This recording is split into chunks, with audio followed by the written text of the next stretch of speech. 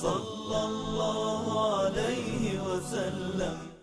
بسم الله والحمد لله والصلاة والسلام على رسول الله وآله وصحبه ومن اهتدى بهداه. أما بعد. Chapter number 73. When breaking fast in someone's home. So someone invites me. I'm fasting. It's Ramadan. I break my fast. What should I say? Hadith number 184. You should say this dua after eating at their place. And generally speaking, you should also say this dua when you eat a normal meal, even if you're not fasting. But the Prophet used to say this when he was fasting. He used to say, أفطر عندكم الصائمون وأكل طعامكم الأبرار وصلت عليكم الملائكة. أفطر عندكم الصائمون وأكل طعامكم الأبرار وصلت عليكم الملائكة. May the fasting people, that is, break their fast in your home.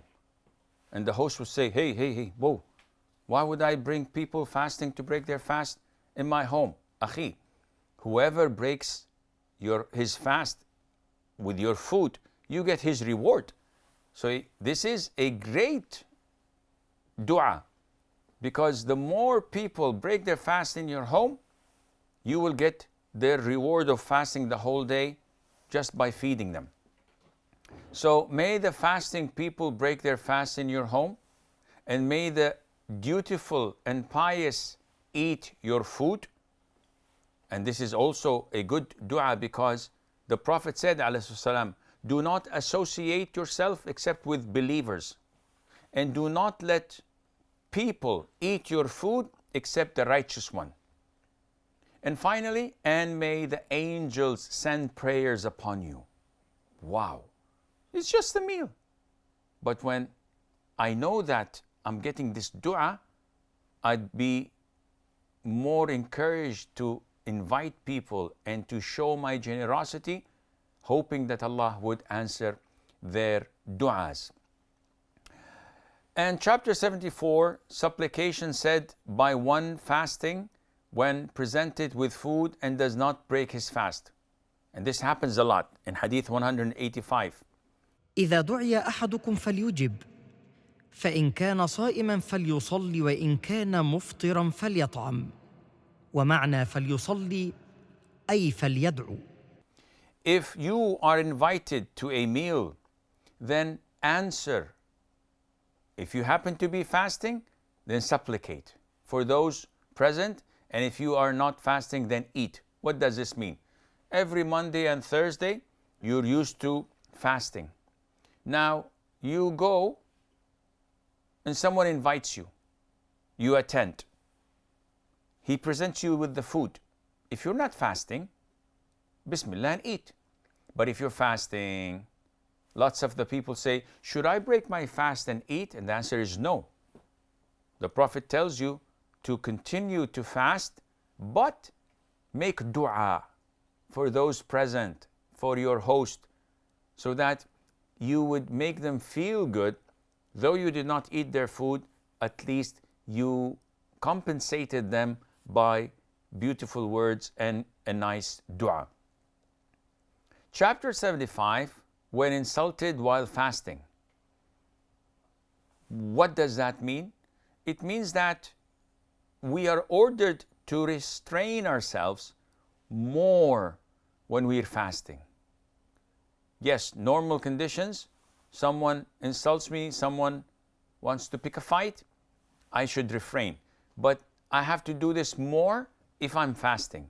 And the Prophet ﷺ told us that when someone insults you or wants to pick a fight with you, you should say to them, إني صائم إني صائم. I'm fasting, I'm fasting. And scholars differed. Do I say this to him verbally so that he knows that if I were not fasting, I would have retaliated? Or should I say this to myself? It can be both ways. But it indicates that you have to refrain and not carry on with your emotions or retaliate. The following chapter deals with a different story and topic, and that is supplication said upon seeing the early or premature fruit. And this is for farmers. What do farmers do? You know, farmers invest a lot of their time and effort in preparing their land, anticipating 3 months, maybe 5, maybe 6 months for the fruit to grow. And then they can harvest it and sell it and make money out of that. This is their life. So the Prophet ﷺ told us what to do and taught us what to say whenever we see the beginning of the harvest coming. The premature fruit is showing, which means that inshallah there is hope in a good harvest. The Prophet used to teach us and used to say, اللهم بارك لنا في ثمرنا وبارك لنا في مدينتنا وبارك لنا في صاعنا وبارك لنا في مدنا. O Allah, bless our fruit, because it's premature. So we want Allah's blessing so it blossoms and becomes full and complete. O Allah, bless our fruit for us. Bless our town for us. And the translation of town is probable, but I would presume that a better translation would be our Medina, the city of the Prophet ﷺ, known as Medina, because this is Barik lana fi Madinatina, not our town, rather this Medina, similar to Mecca. And this is why in other ahadith the Prophet used to make dua for Allah to bless Mecca, to bless Medina, and to bless Ash-Sham, and to bless Yemen. So these are indications for the blessings to be specific for these areas. So bless our Medina for us. Bless our Sa' for us, and bless our Mud for us. What is Sa' and what is Mud? Sa' is a measurement of size, and Mud is also a measurement of size. Sa' is equivalent to 4 mud. So what is a mud? A mud is what gathers in the palms of your hand. So if you take a scoop with both hands, this is called mud. And if you fill it up, by the way, it's approximately 700 milliliters if it were a liquid, because this is what the Prophet ﷺ used to perform wudu with.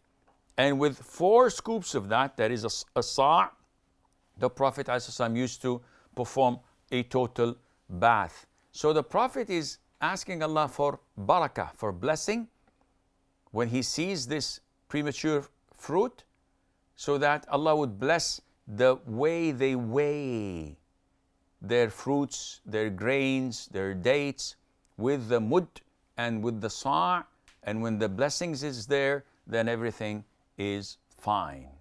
This is all the time we have. Until we meet next time, I leave you fi amanillah. Wassalamu alaikum wa rahmatullahi wa barakatuh. Sallallahu ala Muhammad, sallallahu ala Muhammad, sallallahu alayhi wa sallam.